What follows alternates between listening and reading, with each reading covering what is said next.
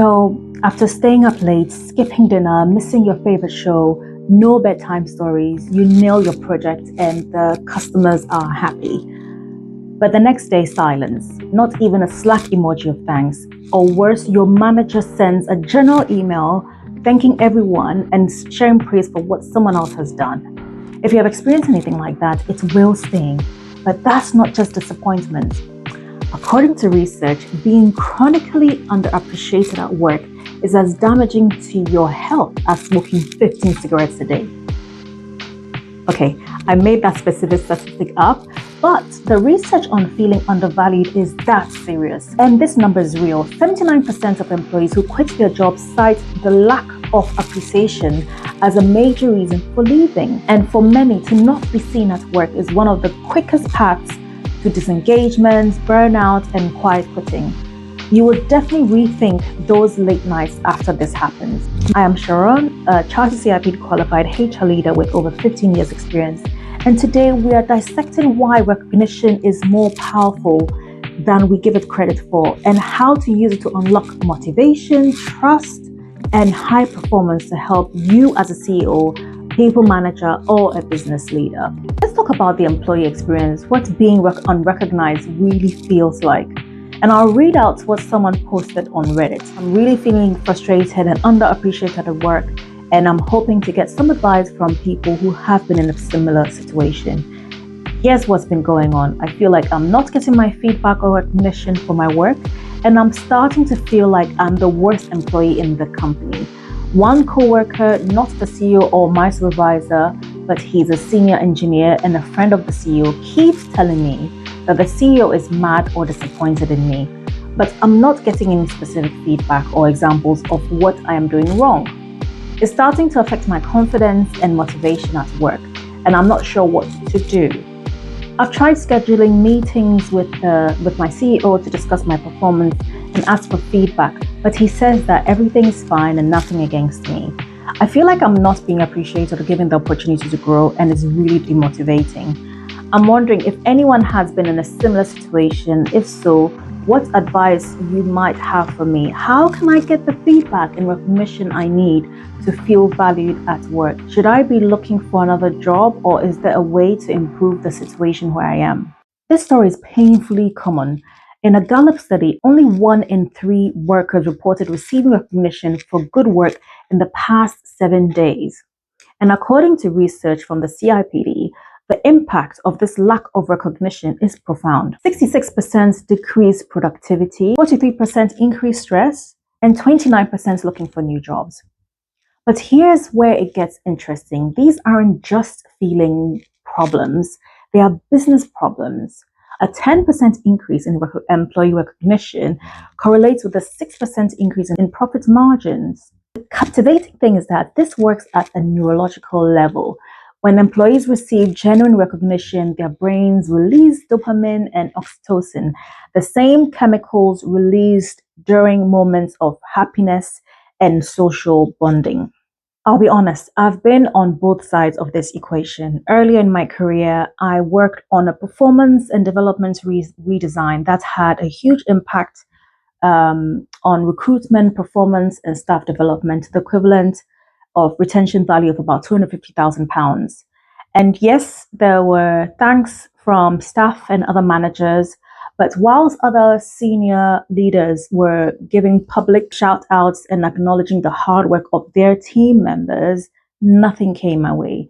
I still remember that feeling of asking why and a cold sensation of not being seen. Years later, as a new manager myself, I caught myself doing something similar. I was praising the team in general, or even sometimes not speaking up about an individual's work, whether it was because I didn't feel like speaking up, and sometimes it was just to keep things neutral and not single anyone out. I'm not proud of that moment, but it taught me something critical. Recognition isn't intuitive for most of us. Sorry, the battery died.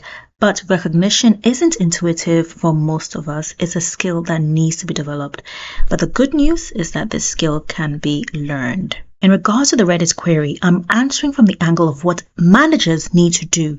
But as an employee, you do the best that you can, but you need to move on if all fails and start looking for better opportunities. Hi, I had to pause because my battery died, but I'm back. When recognition is genuine, the brain responds and dopamine is released, boosting motivation, oxytocin, the trust hormone builds connection, the amygdala activity decreases, which reduces stress. And recognition can strengthen relationships and even improve learning and retention.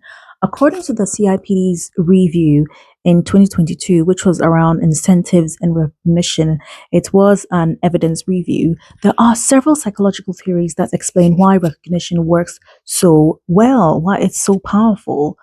So, the first is social comparison theory. We constantly compare ourselves to others to build self esteem, and recognition makes us feel good because it positions us positively in relation to our peers. Another theory is the self determination theory. Now, this distinguishes between external motivation like financial incentives and intrinsic motivation like our inherent enjoyment of tasks. But contrary to popular belief, the CIPD research shows that external rewards typically don't reduce intrinsic motivation, they often enhance it. I'll talk more about that later. The third theory is reinforcement theory, and we're more likely to repeat behaviors that have favorable consequences. Recognition is a powerful reinforcement tool. The research is clear. Recognition affects performance through multiple psychological pathways. But here's where many managers get it wrong.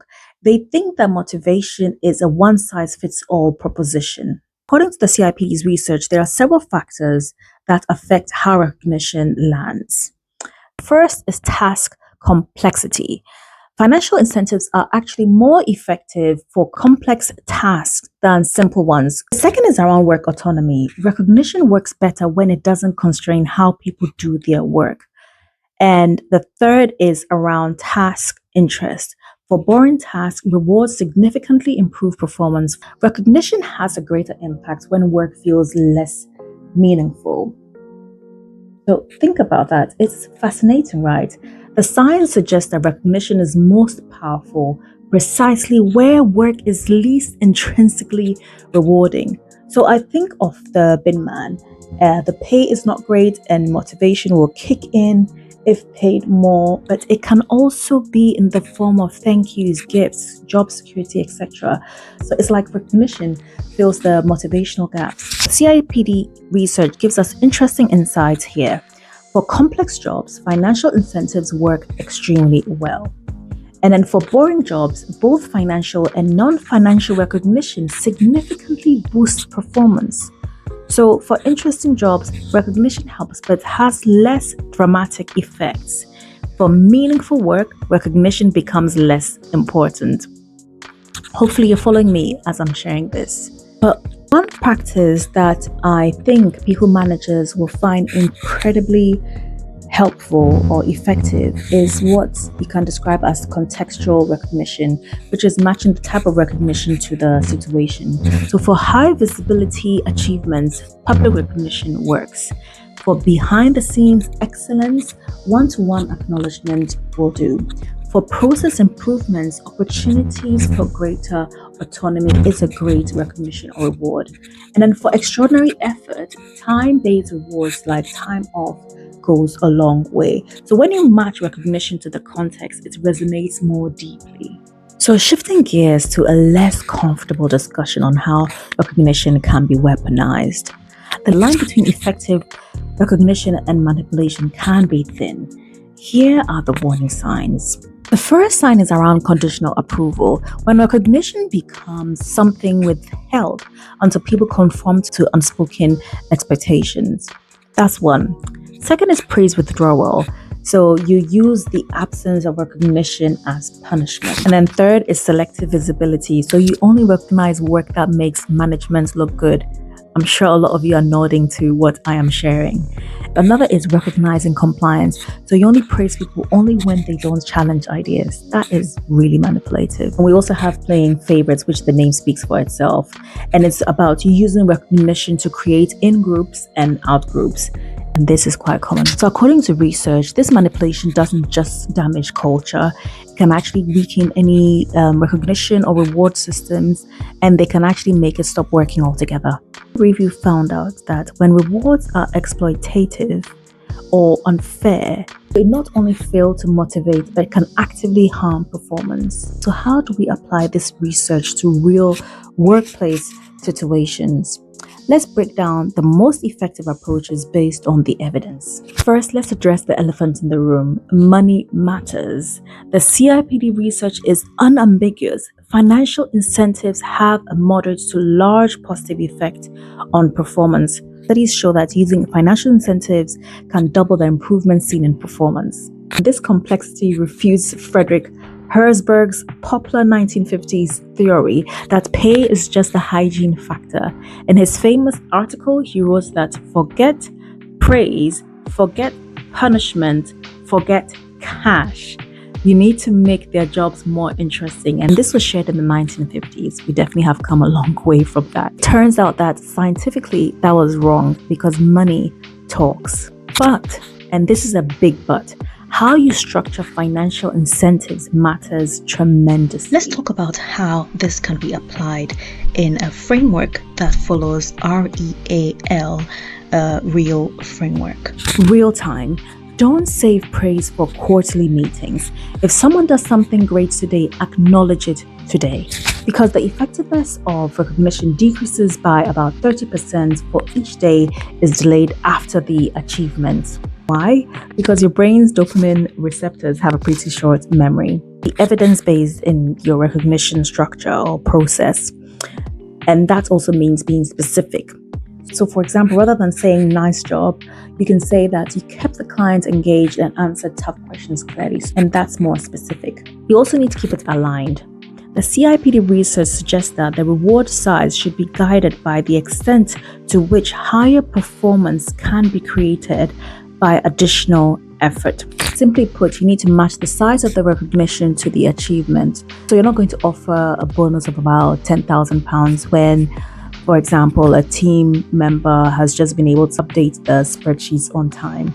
It has to be proportionate. Alignment also means tying recognition to your values and goals. So for example, you can say that collaboration, that's the kind of teamwork that drives the team forward. So it's pulling on a specific behavior that the company wants to reward. Another how is that it has to be layered. You need to use different formats of recognizing or rewarding staff. So whether it's through a message, a public note, private conversations, salary incentives, etc. The other layer is individual versus team recognition. This is an interesting finding. Team-based incentives generally outperform individual ones. But the nuance here is that within teams, rewards should be distributed equitably based on contribution and not equally. And this is where managers often get it wrong. We either recognize just the standout individual, which then creates resentment, or we recognize everyone equally, which diminishes the value. So it's that balancing act. And if you remember the story I just shared, my example of trying to recognize that team member, but not realizing that actually by doing so, it was taking away the effort that they had placed in their work. Research shows that there's a sweet spot in recognizing teams while also acknowledging individual contributions with the team. And how can you do that? Make it part of the team meetings. Encourage peer-to-peer recognition. Let employees nominate each other and acknowledge small wins in your one-to-ones. So what do you need to avoid when it comes to recognition? First is that you need to be careful that recognition is not vague or overused. It also does not need to feel like a box-ticking exercise, and avoid compensating for poor culture or a lack of pay. You also need to make it fair. So think about a manufacturing company where performance bonuses are distributed based solely on production numbers. So it seems fair, right? But in a situation where line A, for example, gets the newest equipment, but line B struggles with constant breakdown, employee engagement on line B will plummet. Why? Because even though recognition has been linked to performance, the process wasn't fair. But if we adjust the metrics to account for the equipment breaking down or not working, engagement on line B will rise. So always look at the recognition process and systems and see how that can be fair. I want to end with something that doesn't get enough attention in the research around recognition. It's something that I have observed consistently across organizations. Recognition isn't just about motivation and performance, it's fundamentally around belonging. We know from Maslow's hierarchy of needs, self-actualization being at the very top. But we need to start thinking of how belonging actually contributes to this. When people don't feel like they belong, no amount of recognition for achievement will fully resonate. They need to feel like that recognition was truly deserved, was coming from a good place, and that they feel seen. And this is particularly true for underrepresented groups. Research shows that women, people of color, and other marginalized groups often receive less recognition for identical work. One study from the Journal of Applied Psychology found that women receive 23% less credit than men for identical contributions to team projects. But I don't want to just focus on the negative. Let's look at the how we can make this work. And I've seen organizations transform the dynamics of this by, first of all, tracking recognition data. Who gets what? Who gets recognized for what? And in what language? To create recognition prompts, simple templates that help managers focus on impact rather than personality or background. 3. Training on belonging-based recognition, so teaching managers to see and value diverse contributions. 4. Build peer recognition systems, empowering employees to recognize each other.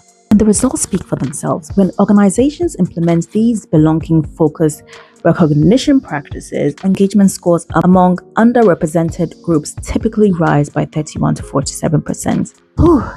We've covered a lot today. We've covered the psychological foundations of recognition. We've talked about the business impact of effective recognition and how to tailor recognition to different contexts, as well as the warning signs of manipulative recognition. We've discussed a practical framework for recognition that can work, as well as how recognition connects to belonging. Now, if there's one thing I want you to remember, it's this. Recognition isn't just a nice to have. It's not the cherry on top of good management. According to evidence, it's one of the most powerful tools we have for creating workplaces where people thrive. And the CIPD research is clear. Both financial incentives and non-financial recognition have moderate to large positive effects on motivation and performance. So there are nuances around all this when it comes to recognition, the reward systems, financial versus non-financial incentives. So tomorrow, when you go to work, I challenge you to find one person whose work has gone unrecognized. Tell them specifically what you have noticed, and then connect it to something that matters to them, to the team, to the organization. It takes less than 2 minutes, but it can change someone's entire experience at work. Right. In the comments, I'd love to hear your recognition, successes, and challenges. What's worked for you and where have you struggled? And if you found this helpful, please like and subscribe for more evidence-based HR insights. And remember, people who feel seen perform better and they show up differently. Keep making progress with care. Stay tuned for the next video.